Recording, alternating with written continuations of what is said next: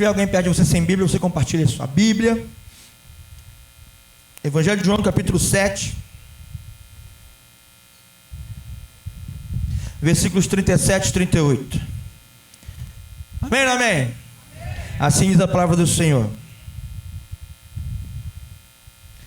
No último dia, o grande dia da festa, Jesus levantou e disse em voz alta: se alguém tem sede, venha a mim e beba. Quem crê em mim, como diz a Escritura, do seu interior fluirão rios de água viva. Se alguém tem sede, venha a mim e beba. Quem crê em mim, como diz a Escritura, do seu interior fluirão rios de água viva. Louvo a Ti, Senhor, pela Tua palavra que constantemente tem falado conosco. E te peço que mais uma vez o Senhor nos abençoe para entregar para a Tua igreja tudo que o Senhor reservou para ela, em nome de Jesus, amém. Pode sentar. 2024, ano da fonte, e nós rompemos esse ano falando sobre o ano da fonte. A nossa primeira pregação do ano, ou a última do ano passado, no culto da virada, foi sobre 2024, o ano da fonte. E você vai lembrar muito bem que lá nós compartilhamos e falamos de alguns princípios relacionados à fonte. E aprendemos algumas lições. Eu não sei se você anotou lá no seu bloquinho, no seu celular, seu bloco de anotações. Se você anotou, você vai lembrar isso. Se não anotou, pode anotar agora. Mas nós aprendemos pelo menos duas lições. Uma delas é o seguinte, que a fonte não está no poço de Jacó. Lembra lá da mulher samaritana que foi buscar água no poço? E ela achava que aquela era a fonte. Jesus encontrou com ela ali e ensinou para ela que aquela não era a fonte não era o poço, né, que foi feito por Jacó. A fonte também não era o tanque de Betesda, do paralítico que estava ali 38 anos ali enfermo, e a água se agitava quando o anjo de vez em quando descia, agitava a água, e aí o menos moribundo, ou que estava mais perto da água, ou que tinha alguém para ajudar, pegava esse alguém e lançava lá na água, e então ele ficava curado da sua enfermidade. E era ali o tanque de Betesda, lá de João capítulo 5. E ali também não era a fonte, ali é o tanque. Então a fonte, a gente aprendeu, não é o poço, a fonte não é o tanque. A gente aprendeu que a fonte está no nosso interior, amém? A fonte, fala assim, a fonte está aqui, no meu interior. E nós vimos também que a marca da fonte está no seu início, né? Às vezes nos lugares mais improváveis. Lembra lá do rio Amazonas que eu falei, que está lá em cima na Cordilheira dos Andes, e é um esguicho d'água, no lugar mais longe, mais improvável, de difícil acesso, lá está a fonte. Então assim, começa com os guichos d'água e chega aqui no Brasil, sendo o rio Amazonas, que tem 50 quilômetros de largura em alguns trechos, 120 metros de profundidade em outros trechos. Enorme, grande demais. E nós falamos sobre o rio Amazonas naquele tempo, naquele dia, porque a fonte nasce dos lugares mais improváveis. E aí fala assim, você é o improvável. Fala, você é o improvável. Então você é capaz de ser fonte. Mas eu queria que você falasse com cara de crente. Tem gente mastigando chiclete, joga esse troço fora, não cola na cadeira não.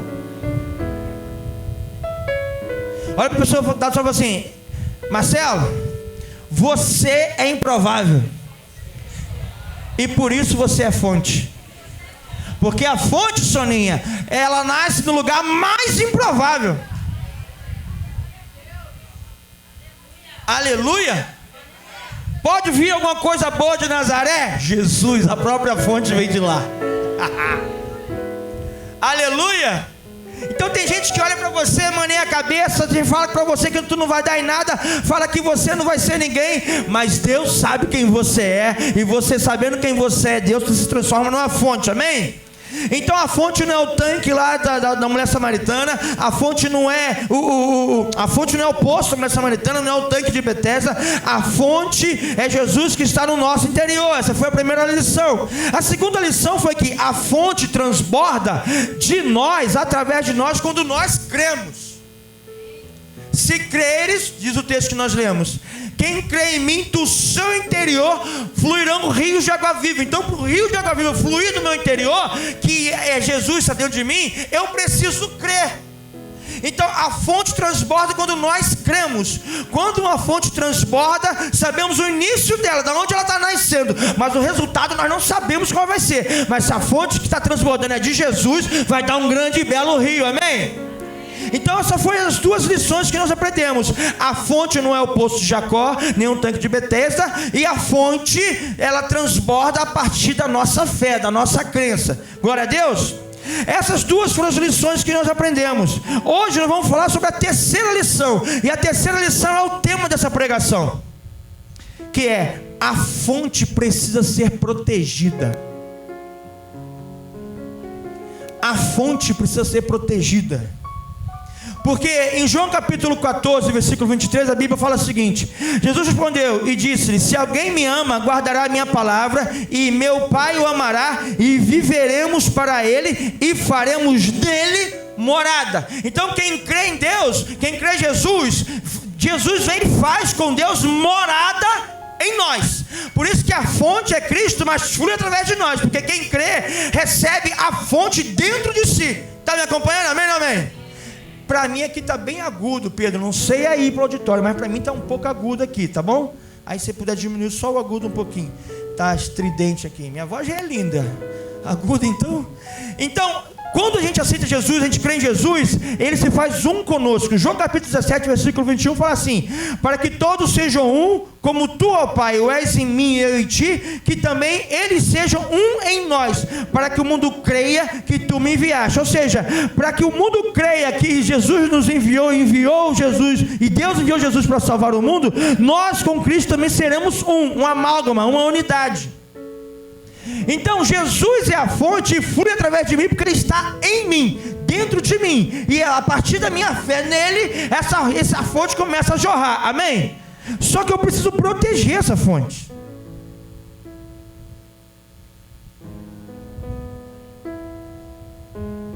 Porque uma fonte que não é protegida corre o risco de parar de jorrar. Uma fonte que não é cuidada corre o risco de deixar de ser fonte. E aí é por isso que muitas vezes a pessoa vem ao culto, aceita Jesus, e aí começa a ficar cheio do Espírito Santo, e começa a fluir, e daqui a pouco não está mais fluindo, daqui a pouco não está mais trabalhando na igreja, daqui a pouco não está mais frequentando a célula, daqui a pouco não está mais querendo fazer nada. Aí depois a pessoa vai para o encontro com Deus, e tem um encontro com Deus, e volta chapado da presença do Senhor, e se o capiroto aparecer na frente, ele vai passar por cima do capiroto, e é assim mesmo que acontece. Mas daqui a pouco, passa-se às vezes dias, ou semanas, aquela pessoa volta lá atrás na estaca zero, volta na condição 7 vezes pior.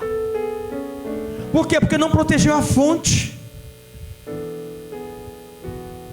E toda vez que eu não protejo a fonte morre, a fonte seca, a fonte para de jorrar. Está comigo? E aí eu fui começar a estudar por que as fontes secam. E eu comecei a buscar lá, por que na geografia, na biologia, estudar as coisas, por que uma fonte de um rio seca? Uma das causas que fazem uma fonte secar é a falta de chuva. Uma fonte de um rio, não sei se você já teve oportunidade de chegar perto de fonte. Eu já fui em muitas fontes de rio, criei na roça, lembra? Então eu conheço muitas fontes de rio e tal, não sei o quê. Então, a falta de chuva faz a fonte secar. Abra a tua Bíblia em Joel capítulo 2. Joel 2, 23 fala assim: e vós, filhos de Sião, regozijai-vos e alegrai-vos no Senhor vosso Deus, porque Ele vos dará em justa medida a chuva temporã, para fazer descer a chuva no primeiro mês, a temporã e a seródia. Querido, toda vez que não tem chuva na fonte, a fonte seca. E aqui em Joel capítulo 2, versículo 23, Deus está falando que vai trazer a chuva temporã e seródia. Chuva temporã é aquela que rega a semente para ser plantada, e a chuva seródia é aquela que rega a planta para o tempo da colheita. Lá nesse contexto aqui é o seguinte: a chuva temporã era a chuva que plantavam-se, e aí vinha a chuva no tempo certo e regava a semente para a semente crescer. E a seródia é aquela chuva que vinha para acabar de preparar o fruto para poder colher. Espiritualmente, a chuva temporã fala do derramamento do Espírito Santo sobre a igreja primitiva de Atos 2. A chuva seródia fala do arrebatamento da igreja. Se não tivermos a chuva do Espírito Santo, perderemos muitas vidas para o inferno, porque a fonte secará. Deixa eu falar uma coisa para você. Você pode ter sido cheio do Espírito Santo e se transformado numa fonte, mas se não ficar debaixo da chuva de Deus, do Espírito Santo, a sua fonte vai secar. E quando a sua fonte secar, o rio não vai mais fluir. E quando o rio não fluir mais, você não vai alimentar a região ribeirinha. Você não vai ser mais fonte de alimento e provisão para ninguém. Você não vai matar mais sede de ninguém. Pastor, mas quem mata a sede é Jesus. A partir de mim, ele flui do meu interior. Ele falou, do seu interior vai fluir rio de água viva. Ele é a fonte, mas vai fluir do meu interior. Então muitas vezes a fonte seca porque eu saio debaixo da chuva de Deus. Muitas vezes a fonte seca porque eu saio debaixo da presença de Deus. Então não adianta eu ser uma fonte seca. Eu tenho que ser uma fonte que está constantemente sendo alimentada pela água da chuva de Deus.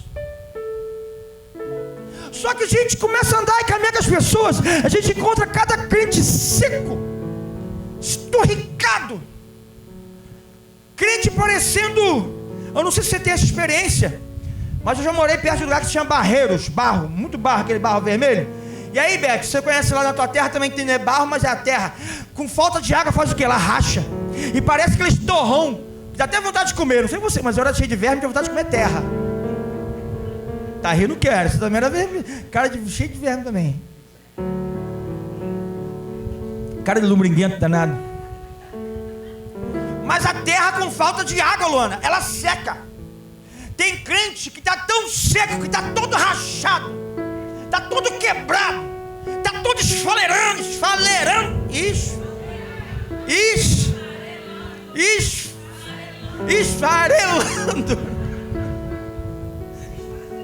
se desfazendo. Está muito rápido. Como é que eu vou pregar sem falar rápido? Esfarelando, está tudo seco. O Sueli está até chorando de rir. Por quê? Porque ele já esteve na presença da chuva de Deus, mas saiu debaixo dela. E aí secou. Quando acaba a chuva, seca a fonte. Quando você sai debaixo da mão poderosa de Deus que chove sobre você, a fonte seca, a fonte cessa. Então a primeira coisa que você tem que fazer para proteger a fonte, que é Jesus dentro de você, para fluir do seu interior, não saia debaixo da presença de Deus. Olha para a pessoa que está do seu lado e fala: ei, improvável, não saia debaixo da mão de Deus.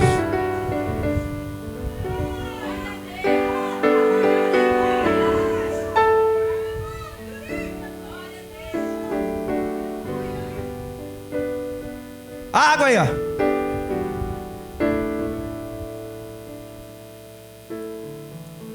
Porque se você sair debaixo da mão de Deus, corre o risco de esfarelar. Falei certinho. Todo crente que sai debaixo da mão de Deus seca. Todo crente que sai debaixo da mão de Deus para de fluir. Todo crente que sai debaixo da mão de Deus fica com cara toda craquelada, igual aquelas maquiagens de segunda categoria, Thalita, que não são as suas. Tudo rachado, tudo quebrado, tudo esquisito. Aí tu chega na olha pra cara do crente assim, tá tudo bem? Tá todo quebrado, todo seco, porque saiu debaixo da chuva de Deus. Um dia estava no altar, um dia estava dançando, um dia estava tocando, um dia estava cantando, um dia estava servindo, um dia estava orando, no outro dia estará seco. Que se tocar quebra.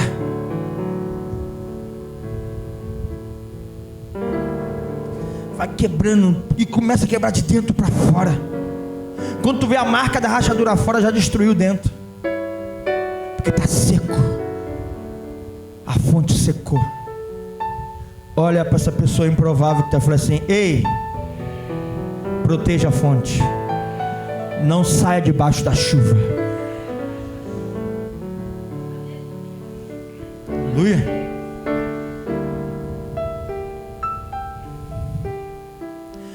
é possível acontecer isso. Você sabe, eu também.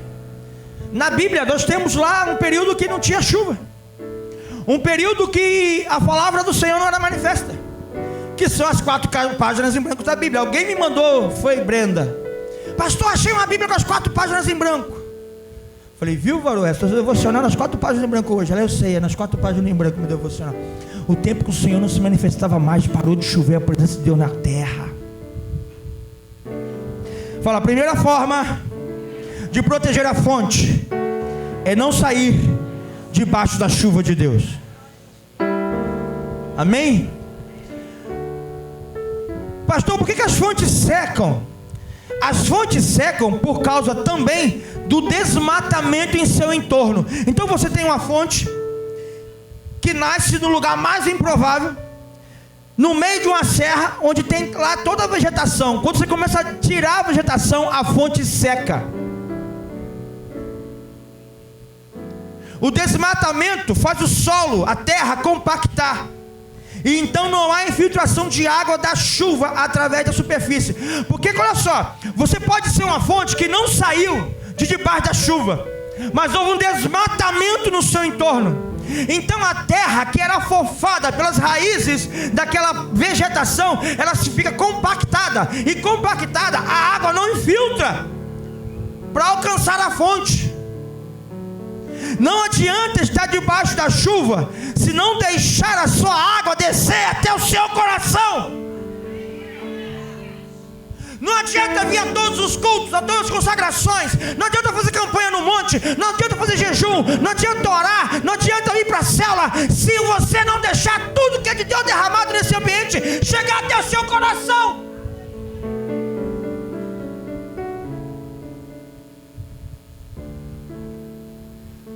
Porque essa fonte é alimentada por aquilo que vem do céu, que é essa chuva. E se essa água não descer para o meu coração, eu vou continuar secando. Não arranque do seu coração que Deus plantou lá para protegê-lo. Deus ministra na sua vida, Deus coloca coisas na sua vida, Deus coloca libertação na sua vida, Deus coloca cura na sua vida, Deus planta a palavra dele na sua vida, e você vai arrancando tudo que ele plantou. Vai ficar um solo assoreado. Solo assoreado não recebe água.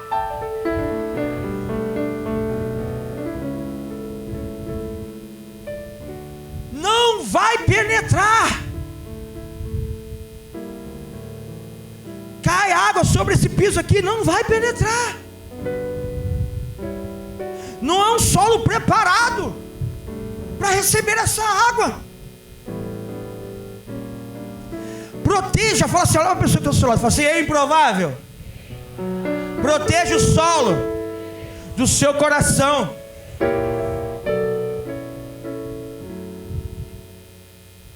Lembra da parábola do semeador, Mateus capítulo 13? O semeador saiu a semear, lançou semente, caiu sobre o solo rochoso, sobre o solo espinhoso, em terra rasa. O problema era a semente, querido? Não, nunca será. A semente é a palavra, o problema sempre é o solo. O solo aqui é a terra do meu coração. Solo que não recebe a palavra, ele seca, a fonte seca. Querido, evite queimadas. Meu avô, ele cuidava de animal, tinha curral, tinha boi, vaca. E eu lembro muito bem que ele não gostava de, para renovar o pasto, ele não gostava de tacar fogo. Porque antigamente tacava-se fogo no pasto para ser o mato mais novo. Só que isso acabava com o solo. Então ele fazia o quê? Ele fazia manejamento. Pegava os bois aqui, botava para lá. E esse pasto ele separava e não deixava o boi pastar, para que trocasse a grama sem queimar. Porque se a gente tacar fogo estranho naquilo que o Senhor plantou, mata a terra do nosso coração. Tem muita fonte secando, porque está arrancando o que Deus plantou. Coração, terra devastada. Coração, terra arrancada. Terra que arrancou-se as coisas de Deus. Então, se Deus está ministrando e plantando coisas no seu coração, deixa crescer, deixa germinar, deixa florescer. Não arranca o que Deus está plantando na tua vida. Aí Deus te dá um ministério, aí você assume o ministério. E ministério é sinônimo de serviço. Ministério é para trabalhar, irmãos. Ministério não é status, não. Ministério é manga arregaçada aqui, ó. E aí começa a te dar muito trabalho. Todo mundo trabalha, vai abandonar. Não abandona não, foi Deus que plantou. Se tu arrancar, a terra vai secar, a fonte vai parar. Então se tu largou o ministério pelo caminho, começa a retratar com Deus aí, que tu vai vir no altar restaurar hoje. Aleluia.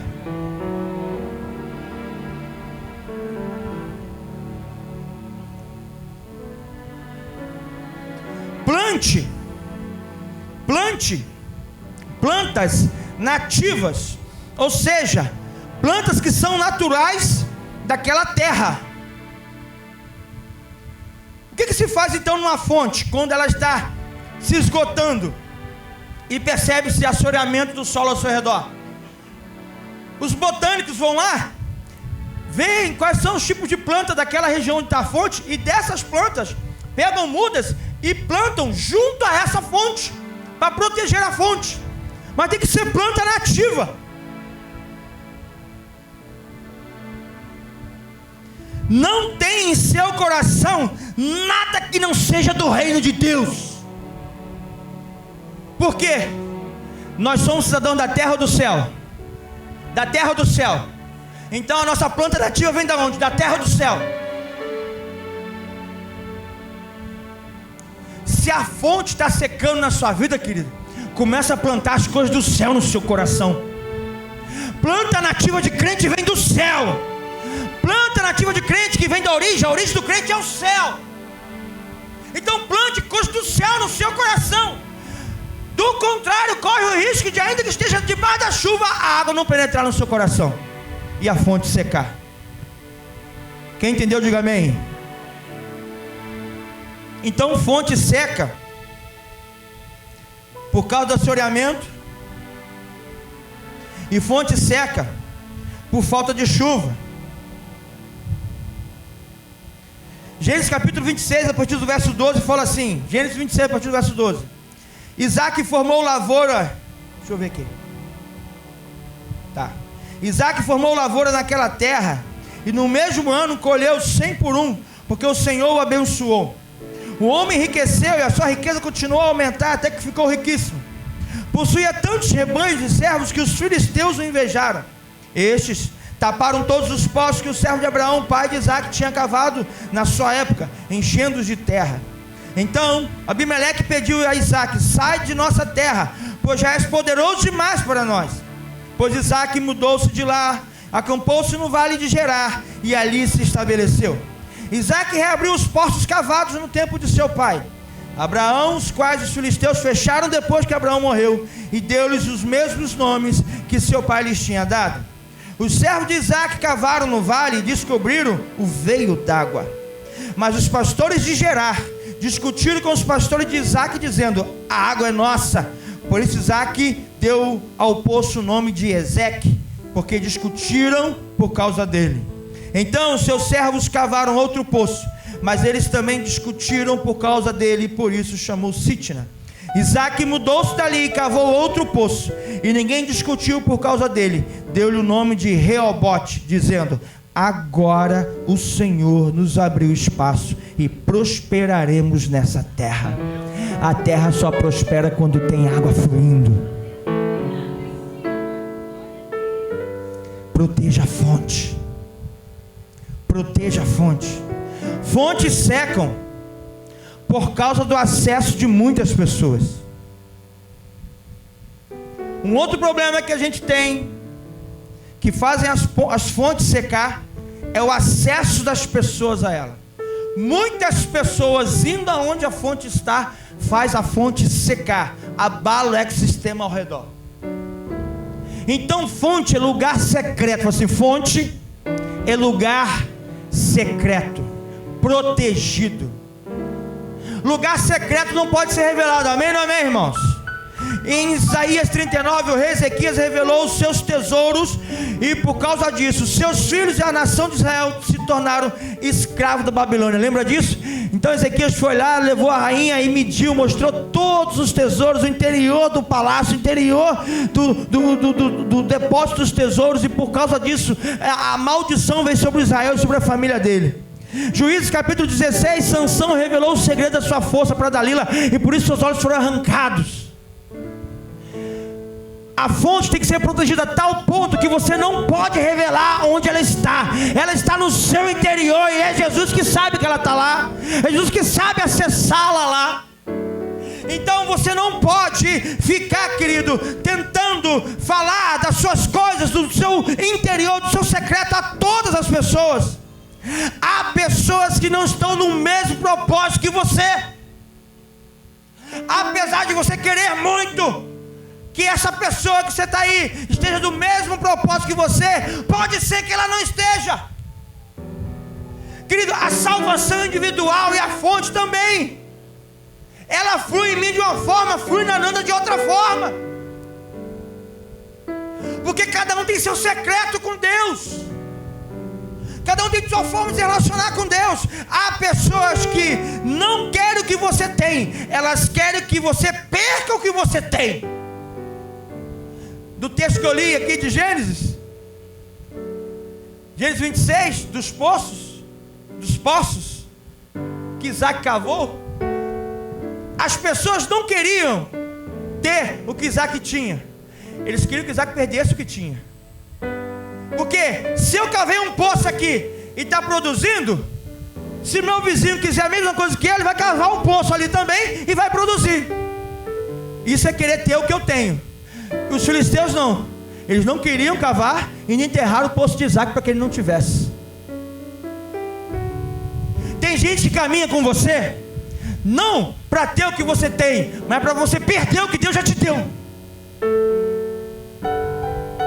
Tem gente que não vai somar na tua vida e ministério, tem gente que vai matar a tua vida e teu ministério, porque eles não querem ter um ministério igual ao seu, eles querem que você perca o seu.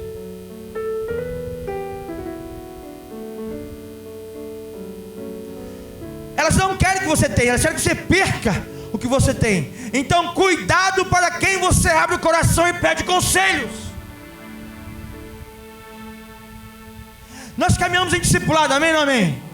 E no discipulado a gente aprende que o discipulado é desenvolvido no relacionamento. Eu vou me relacionando com o Marcelo, e esse relacionamento gera em nós confiança, ao ponto que a gente pode começar a abrir o coração um para o outro para sermos curados. Mas isso requer um processo de caminhada. E esse processo de caminhada vai me mostrar que o Marcelo está no mesmo propósito que eu, que o Marcelo não quer acabar com o meu ministério, que ele me tem até como referência e quer ter um ministério igual ao meu, que é o contrário do que os filisteus faziam. Então, querido, não anda com filisteu. Filisteu é aquele que quer acabar com o teu ministério e com a tua vida. Abre o seu coração para pessoas que estão no mesmo propósito que você. Não revele seus segredos para pessoas que querem acabar com a tua vida e teu ministério. Porque você que vai estudar estratégia de guerra, como que se ganha a guerra? Descobrindo a fraqueza do inimigo. Descobrindo, né, mestre? Como é que ganha lá no jiu-jitsu? Descobrindo os pontos fracos. Onde eu sou forte e onde eu sei como o inimigo tem fragilidade. É lá que eu vou. E aí quando você abre o seu interior, está revelando sua fragilidade, que não pode ser tocada. A fonte não pode ser acessada por pessoas. A fonte só é acessada por Jesus. Ele é a fonte. Então, as fontes secam por causa do acesso de muitas pessoas. Tem gente que sai falando da vida para todo mundo, aí depois todo mundo está falando da vida dela. Por quê? Porque todo mundo teve acesso à fonte. Cuidado para quem e onde você abre o seu coração. Rede social não é confessionário. Rede social não é gabinete pastoral. Rede social não é um lugar de intimidade de Mateus capítulo 6. Cuidado onde você abre o seu coração. Não exponha a sua vida, a sua fragilidade, a sua fraqueza para Satanás. Não ande com pessoas que não estão no mesmo propósito que você.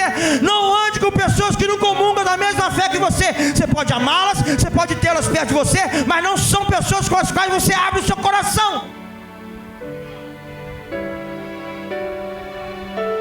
onde você corre, de eles pisotearem a tua fonte, assorearem esse solo. Então como é que se faz para proteger a fonte? Quando está quase esgotado e descobre o problema é esse. Eles vão lá e cercam toda aquela área, decreta como área protegida e ninguém pode acessar. Aí a fonte volta a jorrar. Se prepare que o Senhor vai arrancar pessoas e coisas da sua vida, querido, nesse ano 2024, porque Ele não quer que você morra. Ele vai arrancar coisas da sua vida, mas tem coisas que você mesmo tem que tirar da sua vida. Quem está entendendo, diga eu. Então as fontes secam por causa de acesso de muitas pessoas. As fontes secam porque a terra é assoreada. A fonte seca porque há um desmatamento em seu entorno. A fonte seca pela ausência de chuva.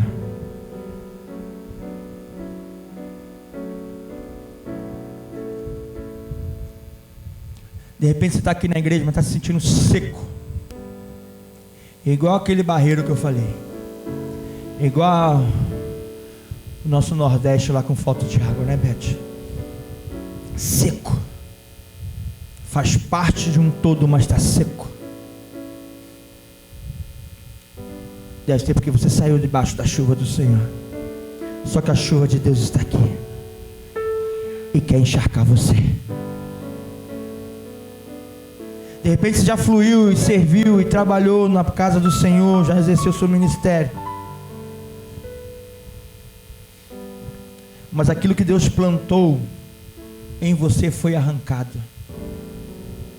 E o solo ficou assoreado também. O jardineiro chamado Jesus Cristo está aqui. Ele quer trabalhar na terra do seu coração. De repente você confiou demais em alguém e isso te levou a se esfriar na presença do Senhor. Pessoas que não deveriam tiver acesso ao seu secreto. O Senhor quer restaurar essas portas hoje para que ninguém mais entre lá.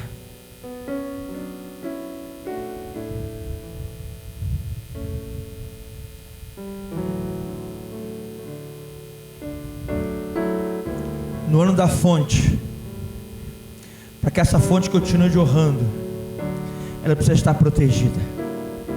Porque você já aprendeu que você é fonte. Todos que aceitam Jesus como Senhor e Salvador se tornam fonte de Jesus. E todos que creem, essa fonte jorra do seu interior. Mas essa fonte precisa de proteção. Porque você pode ser cheio hoje e amanhã morrer de novo porque não protegeu a fonte. Então você pode ter passado por essa experiência de um dia ter servido ao Senhor e hoje está longe da presença do Senhor porque a fonte secou. Só que Jesus está aqui hoje. Jesus está aqui hoje para restaurar isso na sua vida. E eu queria te convidar a ficar em pé em nome de Jesus.